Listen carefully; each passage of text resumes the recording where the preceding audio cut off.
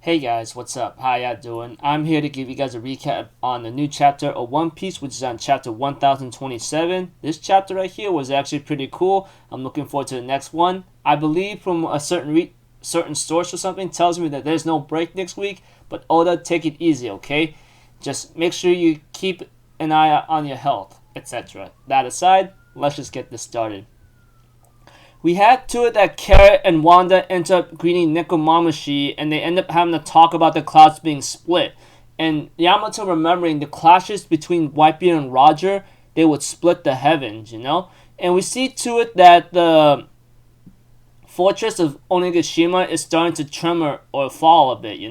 And as for Yamato, she apparently is really in bad shape right now, and Luffy says, take care of the sniveling snake. And we have to it, Momo's like, what'd you say, sniveling? And Luffy's like, you still haven't gotten the grip, Momo, what do you think? And we have to it, Momonosuke tells Luffy, hold your tongue, I know what I have to do, but it is not that simple to change oneself. And we have to it that Yamato and Momonosuke were trying to go, but Kaido tries to attack him, right? But we have to it that that freaking Luffy ends up having Yamato ends up trying to block Kaido's attack, and Luffy is trying to get Kaido to fight him instead. He says, hold it, where the hell you think you're going? And Yamato's like, I understand, you want him all to yourself, right? And Luffy's like, yeah, and he smiles saying that he's gonna take care of him. And we have to it that that Momonosuke was falling down, and was only able to survive because he grabbed onto a sky, and we have to it, Momonosuke is starting to fly right now using flaming clouds, etc. But we have to it, something bad is happening to Onigashima. It's starting to crumble already, and we get to see that Kaido's powers are actually weakening. And his flame clouds are unstable. They can't support the bedrock no more. Even Momonosuke is trying to stop it right now, but can't do it with his own body. We have to it that that Yamato, it's not working though. But Momonosuke says, I have to stop this thing, because once it reaches the capital over the heads under 5 minutes, it'll be game over. And Yamato's like, then you have to use your flame clouds too. You're a dragon too, aren't you? We can actually hold. That's how Kaido is actually moving the island in the first place. So if you can hold it back with yours, it could be stronger. But Momonosuke says, are you mad? I just only figured out how to barely fly. I'm able to manage that. And there's no telling if my powers are the same exact as Kaido's. And Yamato says, you were able to summon flame clouds means you got a shot. This is an unbelievable disaster. Yamato also continues to talk to Momonosuke, saying, if we do nothing, it'll land like Kaido intended, crushing everyone in the capital. It'd be worse right now if he were to run out of steam early, because his clouds would disappear and Onigashima would be sent hurling towards the surface. And Yamato explains that Onigashima has a lot of weapons and gunpowder inside the island, so it's freaking basically a giant bomb at this distance, and there won't be any time to evacuate the capital. If it falls, the explosion would obliterate everyone, friends and foes alike. And Momonosuke's like, then we need to stop Luffy, but Yamato hits him with the club and says, don't be an idiot. He's willingly putting everything on his shoulders to fight against Kaido right now, even though he could barely stand. How can we stop him after that? Luffy is the only one that could defeat Kaido. Telling him about this dilemma would only add to his burden. We had to figure it out on our own, and etc. Pretty much, Yamato tells Momonosuke, we had to figure this out right now. Luffy is already in trouble to fight Kaido, and we have to find a way to stop this island. You need to use your flame clouds, even though it may not be the same as Kaido's, but the fact that you could summon it, you have a chance. But that aside, we go back to the live floor Skull Dome, where King is running wild right now, dude. He's literally attacking Zoro very badly, to a point that he's destroying everything. He's really, really angry. And we have to it that Zoro gets sent flying by King, who barely blocks his attack, and Frankie catches him in time and says, hey, are you okay? And Zoro's like, this guy is super strong, but that's hardly surprising. And Frankie's like, having trouble on the live floor? Need a hand? No, I'm okay. Even Queen is telling King, hey, King, you idiot, knock it off with those aimless attacks. You almost hit me. And he says, aw, that's sad. I wish I'd slit your throat. He says, what'd you say?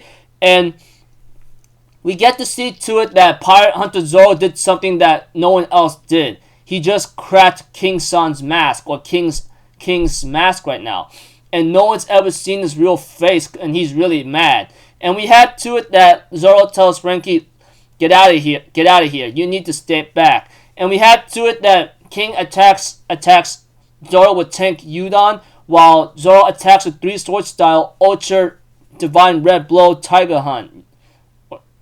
Or actually, King attacks Zoro with Tank Udon, Divine Red Blow, while Zoro attacks with 3 sword style Ultra Tiger Hunt, you know? And they both get sent outside the building, and Zoro was about to freaking like fall over, you know? But we have to it that Zoro managed to go back on land using clear lance or a powerful lance whatsoever, and then we have to it that Zoro says, man, that was close. You should at least use a blade when you go for it. And we had to it, Zoro tells King, you should at least use a blade when you go for the kill. What you just pulled is unforgivable. Even King says, well, I could say the same to you, fool. As the chapter ends up with King's part of his mask being cracked open. Well, only his forehead is shown, you know, etc. But that's about it. So, this chapter right here was actually pretty cool. And then Luffy continuing his fight against Kaido right now. And while Momonosuke and Yamato have to work together to find out how to stop Onigashima, because it's already starting to fall and it crumble. And if it falls on the Wano capital, it's game over. It's pretty much like a ticking time bomb. The moment it falls is the moment everything is destroyed, etc. And we had to it that that Momonosuke wants to stop the fight with Luffy and Kaido, but Yamato's like, no, we can't, because Luffy is fighting Kaido right now, and he's the only one that can take him on right now, even though he's barely able to stand, you know, that kind of thing, etc. So yeah, Kaido, he's pretty much losing steam, or he's weakening. Well, we had to factor in this, you know. He fought the Red Samurai, although they didn't do much damage to him, but he did fight like the worst generation for maybe a couple for 30 minutes, or I don't know. But Zoro giving him a scar across the chest, you know, that's something else. And then Luffy landing some powerful Conqueror's Haki blows, you know. And then later on, like, he's been fighting Yamato for a while now. And not to mention, he's been, like, holding Onigashima with his clouds, you know. So, it's kind of like, these factors is weakening Kaido right now, you know. And he's really busy for the time being, you know. And, yeah. So, I can understand why people might be a little, like, upset that Kaido is starting to weaken a bit. But we have to factor in that he has been fighting non-stop. And even though he is a Yonko, that doesn't mean he's fully 100% invincible or immortal or something. Sure, he's called the title the strongest creature in the world, etc. But, you know, that kind of thing. But we had to factor in, like, he's been using a lot of stamina lately. And if it was one-on-one, guarantee it'd be his win, you know. And that happened with Luffy recently, but only because Luffy did not know how to use his Conqueror's Haki attacks very carefully. But yeah.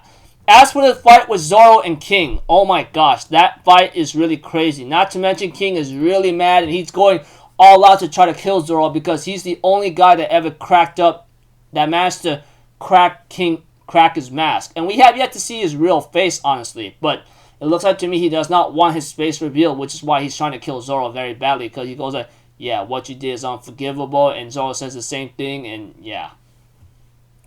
I'm looking forward to the fight between Zoro and King, man, because, oh my gosh, it's really hyping me up. Although I would like to see Kaido and Luffy fighting each other, it's more interesting to see Zoro and King fight each other for the time being, you know, etc. So, until then, people, I'll see you guys in the next video. I'm Alpha Zero. Have a good day, and I'll see you guys next time, alright? Peace out. Bye-bye. Ta-ta-da!